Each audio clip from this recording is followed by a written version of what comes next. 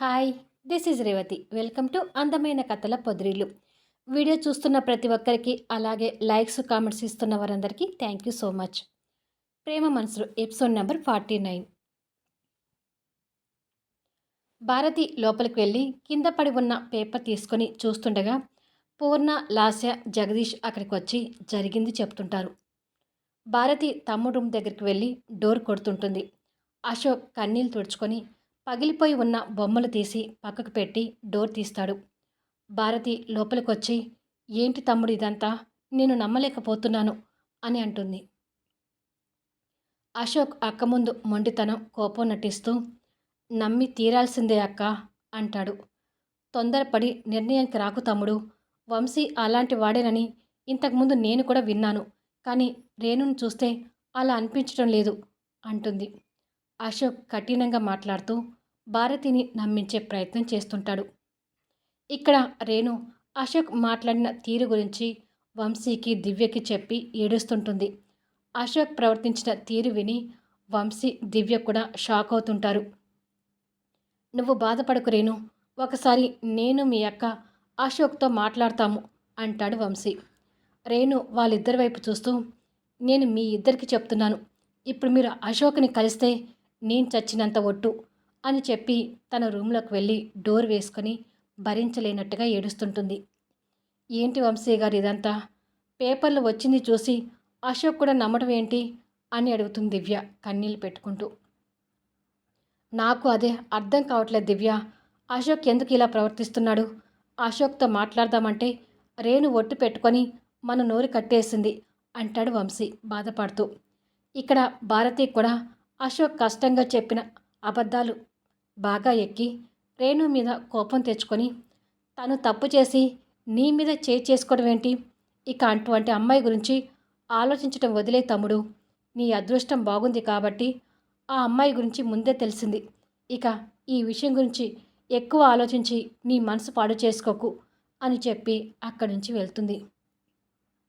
అశోక్ కన్నీళ్ళు పెట్టుకుంటూ, రేణు, వంశీ గురించి నీకు చెప్పింది పచ్చి అబద్ధం అక్క. మాకు పెళ్లి చేయాలనే ఆలోచన నుంచి నిన్ను బయటపడేయాలని నీకు అబద్ధం చెప్పి నమ్మించాను అని కన్నీళ్ళు పెట్టుకొని, ఇక నేను ఇక్కడే ఉండి ఆ ముగ్గురికి నా మొహం చూపించలేను. నేను వెంటనే అమెరికా వెళ్ళే ప్రయత్నాలు చేసుకోవాలి అని అనుకుంటాడు. మరుసటి రోజు ఉదయం అశోక్ వాళ్ళ కుటుంబ సభ్యులతో మాట్లాడుతూ, నేను లాస్యని పెళ్లి చేసుకోవాలనుకుంటున్నాను అని అంటాడు. ఆ మాట వినగానే అందరూ సంతోషపడతారు. అందరికన్నా ఎక్కువగా లాస్య సంతోషపడుతూ, బావతో ఈ మాట అనిపించాలని ఎన్ని రోజుల నుంచి ఎదురు చూస్తున్నానో అని అనుకుంటుంది మనసులో. కానీ నేను ఈ పెళ్లి చేసుకోవడానికి నాకు 2 సంవత్సరాల టైం కావాలి అంటాడు అశోక్. ఆ మాటతో అంతలోనే అందరి మొహాల్లో మారిపోతాయి. మళ్ళీ ఈ ఏంటి బావా అని అనుకుంటుంది లాస్య మనసులో. 2 సంవత్సరాల టైం ఎందుకు ఆనంద్, వెంటనే పెళ్లి చేసుకోవచ్చు కదా అని అడుగుతారు చక్రవర్తి గారు. నా గోల్ గురించి మీకు తెలుసు కదా నాన్న. ఈ 2 సంవత్సరాలు అమెరికా వెళ్ళి అక్కడ నాకున్న టెలికమ్యూనికేషన్ బిజినెస్ల మీద కాన్సన్ట్రేషన్ చేద్దాం అనుకుంటున్నాను. నా గోల్ రీచ్ అయ్యి తిరిగి వచ్చి ఈ పెళ్లి చేసుకుంటాను అని అంటాడు. పూర్ణకి కొడుకు దూరం వెళ్ళడం ఇష్టం లేక అడ్డు చెప్పబోతుంటే చక్రవర్తి గారు ఆపి, సరే ఆనంద్, నీ ఇష్టం. మరో 2 రోజుల్లో స్కై రాకెట్ యాప్ లాంచ్ చేయబోతున్నావు కదా, అది పూర్తి చేసుకొని వెళ్ళు అంటాడు. ఓకే నాన్న అని చెప్పి అశోక్ రూమ్లోకి వచ్చి కంటతడి పెట్టుకుంటూ బాధపడుతుంటాడు. కొద్దిసేపటికి లాస్య అక్కడికి వస్తుంది. తనని చూసి కన్నీళ్ళు తుడుచుకుంటాడు. అశోక్ పరిస్థితి లాస్య గమనిస్తూనే, నీతో పాటు నేను కూడా అమెరికా వస్తాను బావా అని అంటుంది. నువ్వెందుకు అని అడుగుతాడు. నన్ను పెళ్లి చేసుకుంటానన్నావు కదా బావా, నువ్వు రేణుని మర్చిపోయి నేను నీకు దగ్గర కావాలంటే నేను నీ పక్కనే ఉండాలి బావా. అప్పుడే రేపు మనం పెళ్లి చేసుకున్నా సంతోషంగా ఉండగలుగుతాము అని అంటుంది. అశోక్ మనసులో బాధపడుతూ, రేణు నాకు దూరం అయ్యాక ఇక నాకు సంతోషం ఎక్కడ ఉంది? నేను నిన్ను పెళ్లి చేసుకుంటానన్నది మనసు చంపుకొని కానీ మనస్ఫూర్తిగా కాదు అని అనుకుంటాడు. ఏంటి బావా ఆలోచిస్తున్నావు? నన్ను కూడా నీతో అమెరికా రానివ్వు బావా అంటుంది. సరే నీ ఇష్టం అంటాడు. థ్యాంక్ యూ బావా అని లాస్య సంతోషంగా వెళ్తుంది.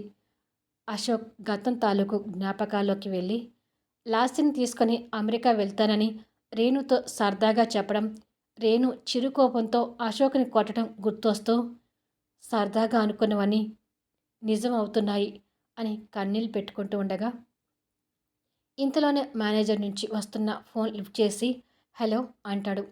Good morning sir. Sky rocket app launch నలుగురు చేతుల మీదుగా జరుగుతుందన్నారు కదా సార్.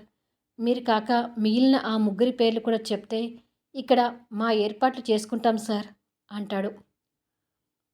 మా నలుగురితో స్కై రాకెట్ యాప్ని గ్రాండ్గా లాంచ్ చేద్దాం అనుకున్నాను అని మనసులో అనుకొని, లేదు యాప్ లాంచ్ ఓపెనింగ్కి ఆ ముగ్గురు రావట్లేదు అని చెప్తుంటాడు.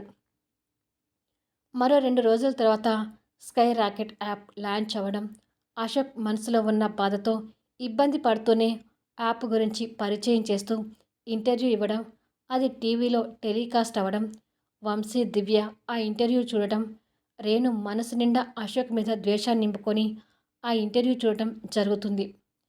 మరుసటి రోజు రేణు ఆఫీస్కి రెడీ అయి వచ్చి సోఫాలో బాధగా కూర్చుని ఉన్న వంశీ దివ్యల దగ్గరికి వెళ్ళి, బావగారు నేను ఆఫీస్కి రెడీ అయ్యాను, మీరు కూడా రెడీ అయి వస్తే ఆఫీస్కి వెళ్ళిపోదాము అంటుంది ధీమాగా. రేణు ప్రవర్తనకు దివ్య వంశీ ఆశ్చర్యపోతూనే సోఫాల నుంచి లేచి రేణు వైపు చూస్తుంటారు. ఏంటి బావగారు అలా చూస్తున్నారు, త్వరగా వెళ్ళి రెడీ అవ్వండి, టైం అవుతుంది అని అంటుంది. మనసులో అంత బాధ పెట్టుకొని ఆఫీస్కి ఎలా వస్తావమ్మా అని అడుగుతాడు వంశీ బాధపడుతూ. ఎన్నాళ్ళు ఇలా బాధపడుతూ కూర్చోమంటారు, అసలు నేనేం తప్పు చేశానని ఇంట్లో కూర్చొని ఏడవమంటారు, అసలు తప్పుగా మాట్లాడిన మనిషి ఏమో బిజినెస్ ఇంటర్వ్యూ ఇస్తున్నాడు, పైగా మరదలతో కలిసి ఈరోజు అమెరికా వెళ్తున్నాడు, ఏ తప్పులు చేయని మనం మాత్రం ఇంట్లో కూర్చొని బాధపడుతున్నాం. అయినా బావగారు నాకు కన్నీళ్ళు సూటి కావని మీరే ఎన్నోసార్లు అన్నారు కదా, అది నిజమే కదా బావగారు, నాకు కన్నీళ్ళు అస్సలు సూట్ కావు. ఈ రేణు పిరికితనంతో ఏడుస్తూ కూర్చోదు, సమస్యలకు భయపడి పారిపోదు. అశోక్ నా జీవితంలోకి వచ్చి అమావాస్య చీకటిని నింపాడు. నిదానంగా ఆ చీకటిని పారదోలే ప్రయత్నం చేసుకుంటాను. అతని జ్ఞాపకాల్లో నుంచి బయటికి వస్తాను. ఏ సమస్యనైనా ధైర్యంగా ఎదుర్కొనే సామర్థ్యాన్ని పెంచుకుంటాను. అది ఈ క్షణం నుంచే మొదలు పెడతాను. అందుకే బావగారు రోజులాగానే ఈరోజు కూడా నన్ను ఆఫీస్కి తీసుకువెళ్ళండి. లోకం గురించి భయపడకండి. మన మధ్య ఏ తప్పు లేనప్పుడు లోకాన్ని ఎదుర్కొంటూ ముందుకు వెళ్ళాలి. సొంత అన్నా చెల్లెలు కలిసి వెళ్తుంటే అనుమానించే సమాజం ఇది. ఇక బావ మరదల్ని అనుమానించడంలో పెద్ద ఆశ్చర్యం లేదు. కాకపోతే మన అనుకున్న మనిషే అనుమానించాడనే బాధని తట్టుకోలేకపోతున్నాను. ఆ బాధ నుంచి బయటపడటానికే ఆఫీస్కి బయలుదేరాను అని అంటుంది. వంశీ రేణు వైపు ఆత్మీయంగా చూస్తూ, ఇన్ని రోజులుగా నీ చిలిపితనం, నీ అల్లరితనం చూసి నువ్వు ఇంకా చిన్నపిల్లవే అనుకున్నాను రేణు. కానీ ఈరోజు నీ మాటలు వింటుంటే చాలా పెద్దదానిలా కనిపిస్తున్నావు. సమస్య వచ్చినప్పుడు కృంగిపోకుండా మనోధైర్యంతో ముందుకు వెళ్ళాలని నీ దగ్గర చూసి నేర్చుకోవచ్చు. ఇప్పుడే ఆఫీస్కి రెడీ అయి వస్తాను, ఇద్దరం కలిసి ఆఫీస్కి వెళ్దాం అని చెప్పి వంశీ అక్కడి నుంచి వెళ్తాడు. దివ్య కూడా చెల్లెల వైపు అలా చూస్తుండిపోతుంటే, ఏంటక్క అలా చూస్తున్నావు అంటుంది. నా చెల్లెలు ఈరోజు కొత్తగా కనిపిస్తుంటే చూస్తున్నాను అని అంటుంది దివ్య. ఎక్కువగా చూడకక్క, నాకు దిష్టి తగులుతుంది. అసలు కడుపు నిండా తిని ఎన్ని రోజులు అవుతున్నట్టుగా ఉంది. ఈరోజు నేను బాగా తినాలి, టిఫిన్ వడ్డించు అని డైనింగ్ టేబుల్ దగ్గరికి వెళ్ళి కూర్చుంటుంది. మనసులో ఉన్న బాధను బయటికి రానివ్వకుండా కష్టంగా అణిచిపెట్టుకున్న చెల్లెల్ని చూస్తూ టిఫిన్ వడ్డిస్తుంటుంది దివ్య. అలా రేణు బాధని దిగమింగుకుంటూ మనసులో అశోక్ మీద ద్వేషాన్ని నింపుకొని బావతో కలిసి ధైర్యంగా ఆఫీస్ వైపు అడుగులు వేసింది. అశోక్ మాత్రం మనసులో రేణుని చెరగని ముద్రగా పెట్టుకొని బరువెక్కిన హృదయంతో లాస్యతో కలిసి అమెరికా బయలుదేరాడు. నోట్: ఏ ఆడపిల్లకైనా ఇలాంటి సమస్య వచ్చినప్పుడు కృంగిపోకుండా ధైర్యంగా ముందుకు వెళ్ళాలన్నదే ఈ కథలో రేణు యొక్క క్యారెక్టర్. వంశీ రేణుతో కలిసి ఆఫీసులో అడుగుపెట్టేసరికి ఆఫీస్ స్టాఫ్ అంతా శ్రీరామ్తో సహా పేపర్లు వచ్చిన విషయం గురించి డిస్కషన్ చేస్తుంటారు. వీళ్ళని చూడగానే స్టాఫ్ అంతా అలర్ట్ అవుతూ వంశీ సార్ వచ్చారని మర్యాదతో లేచి నిలబడతారు. రేణు అందరినీ చూసి తన క్యాబిన్లోకి వెళ్ళబోతుండగా వారిలో నుంచి ఒక లేడీ స్టాఫ్ మేడం అని పిలుస్తుంది. రేణు ఆగి వెనుకకు తిరిగి చూస్తుంది. పేపర్లు వచ్చింది చూస్తుంటే మాకు బాధ అనిపిస్తుంది మేడం, కానీ అది నిజమని మేము ఎవరూ నమ్మడం లేదు అని అంటుంది. మరో లేడీ స్టాఫ్ కూడా ముందుకు వచ్చి, అవును మేడం, వంశీ సార్ మీకు మధ్య ఉన్న అనుబంధం గురించి మాకు తెలుసు.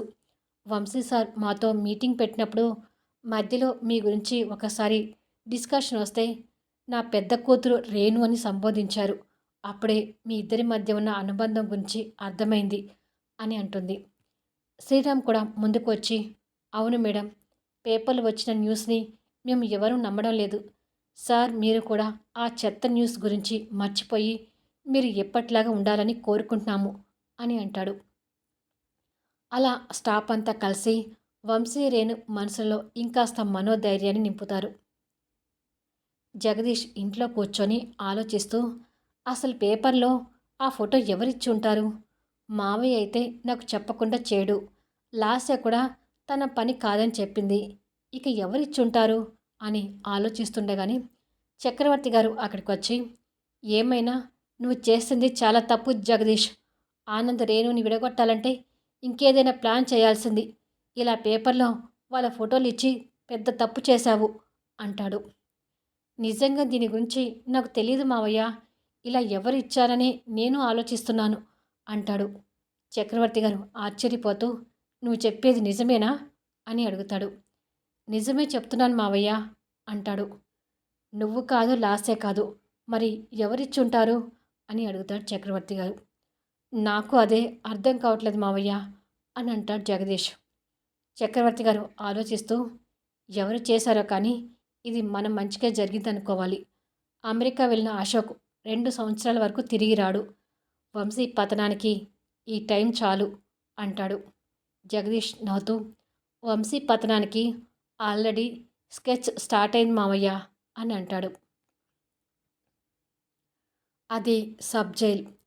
జైల్ ఆవరణలో 204 నెంబర్తో ఉన్న ఖైదీ వంశీ రేణుల ఫోటోని పేపర్లో చూస్తుంటాడు. మరొక ఖైదీ మిగతా ఖైదీలకు స్వీట్స్ పంచిపెడుతూ, 204 ఖైదీ పేపర్లో గుడ్ న్యూస్ చూశాడంట, అందుకే అందరికీ స్వీట్స్ పంచిపెట్టమన్నాడు అని స్వీట్స్ పంచుతుంటాడు. ఈ కథలో కూడా చాలా చాలా ట్విస్టులు ఉన్నాయి. ఇప్పుడు కాస్త సాడ్గా ఉన్న కొన్ని ఎపిసోడ్స్ సాడ్గా ఉన్న స్టోరీ బాగుంటుందనే నమ్మకం మీలో కల్పిస్తాను. స్కిప్ చేయకుండా ఎపిసోడ్ చూస్తూ ఉండండి. మరి ఈ వీడియోపై మీ అభిప్రాయాలు తెలుపుతూ కామెంట్స్ ఇవ్వండి. అలాగే లైక్స్ ఇచ్చేయండి.